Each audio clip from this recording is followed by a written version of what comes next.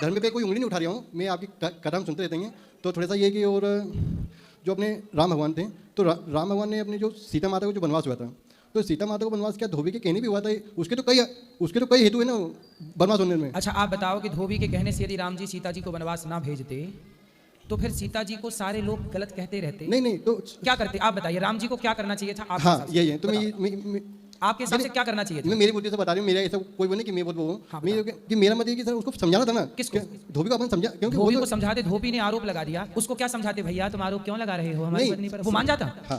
पहले बताओ, मान जाता? अब वो मानते नहीं मानता, नहीं मानता। क्यों मानता? वो तो आरोप लगा। अरे वो मानता तो बोलता ही क्यों?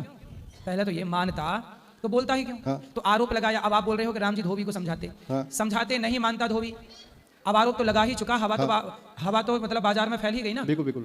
अब आप बताओ कि राम को क्या करना चाहिए था? नहीं जैसे मैं मेरे मत पे बता रही हूँ, ऐसा कोई वो नहीं है। हाँ बताइए। है ना, मैं मेरे मत पे ये बताना चाहता हूँ कि समझाते अब क्या होता है, जैसे मान लो समझाते नहीं समझता वो नहीं समझे। अब दूसरा कारण कि माता सीता तो बनवास चले गए, वो बनवास जाकर उनके तो कई कारण थे। ठीक है ना, बच्चों को अच्छी शिक्षा देनी थी, है ना, और भी कई कारण थे। ठीक है।